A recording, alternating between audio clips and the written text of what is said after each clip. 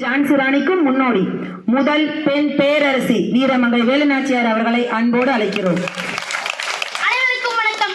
புரணி நீராடி முனரி தோல் கொடுத்து களரி வதம் புரிய வந்தாலோ வளரி படையாவும் சிதறி ஓட செய்தாலோ என்ற வரிகளுக்கு உயிர் கொடுத்த தமிழகம் கண்டெடுத்த புரட்சி பெண் நான். போர்க்களத்தில் அனைவரையும் தோற்கெடுத்த வீர மங்கையாகவும் ஆங்கிலேயர்கள் ஆதிக்கத்தை எதிர்த்து தன் மக்களை காக்கும் விவேகம், மருது பாண்டியர்களின் விசுவாசம், பெண்களின் முன்னோடியாகவும் மனதில் தைரியத்தை விதைத்த வீர தாயாகவும் 18ஆம் நூற்றாண்டின் முதல் பெண் சுதந்திர போராட்டராகவும் ஆண்களுக்கு நிகராக களமிறங்கி போரிட்டு இன்னும் மக்கள் மனதில் வாழ்ந்து கொண்டிருக்கும் பெண் தான் நான். நான் யார் என்று கண்டுபிடித்து விட்டீர்களா? ஆம், நான் தான் வீரமங்கை வேலு நாச்சியார். நான் 1730ஆம் ஆண்டு செல்லமுத்து சேதுபதிக்கும் சக்கந்து முத்தத்தாளுக்கும் ஒரே மகளாக பிறந்தேன். ஆண் வாரிசு இல்லாததால் எனது தந்தை எனக்கு வீர விளையாட்டுகளான யானை ஏற்றம், குதிரை ஏற்றம், சிலம்பாட்டம், வாழ்வீச்சு, வில்வித்தை போன்ற கலைகளில் என்னை புலமை பெற வைத்தார்.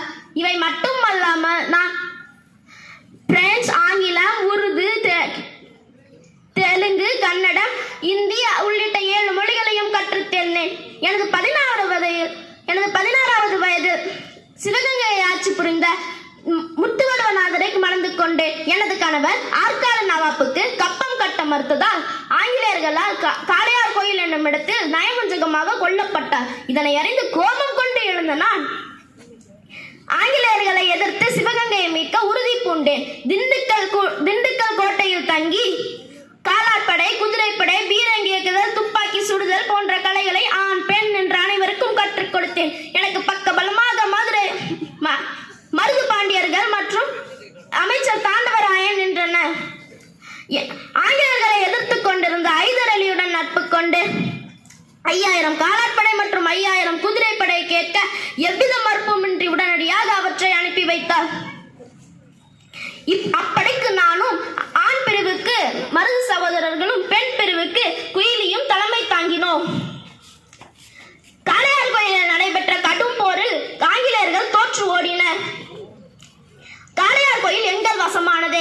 ஆங்கிலேயர்கள் வசத்தில் இருந்த சிவகங்கை கோட்டையில் விஜயதசமி விழாவன்று குயிலி தன் உடம்பில் தீ வைத்துக் கொண்டு ஆயுத கிடங்கில் குதித்து அதை நாசமாக்கினார். இதுவே உலகின் முதலாவது தற்கொலை படை போராளி என்ற படைப்பை படைத்தார் குயிலி.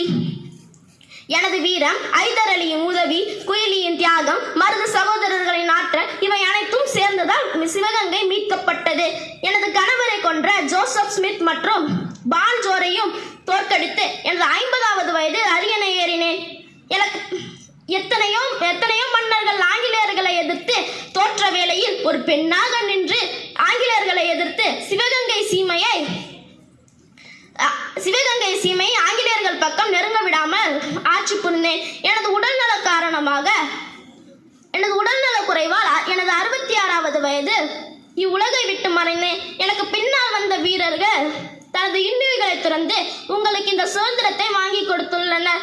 இந்த 75ஆம் ஆண்டு குடியரசு தினத்தை நீங்கள் எவ்வாறு கொண்டாடுகிறீர்கள் என்பதை காண நான் ஆவலோடு வந்துள்ளேன். நான் நினைத்ததை விட இந்த 75ஆம் ஆண்டு சுதந்திர விழாவினை நீங்கள் சிறப்போடு கொண்டாடுவதை பார்க்கும்போது நான் மற்றற்ற மகிழ்ச்சி அடைகிறேன். இன்றைய குழந்தைகள்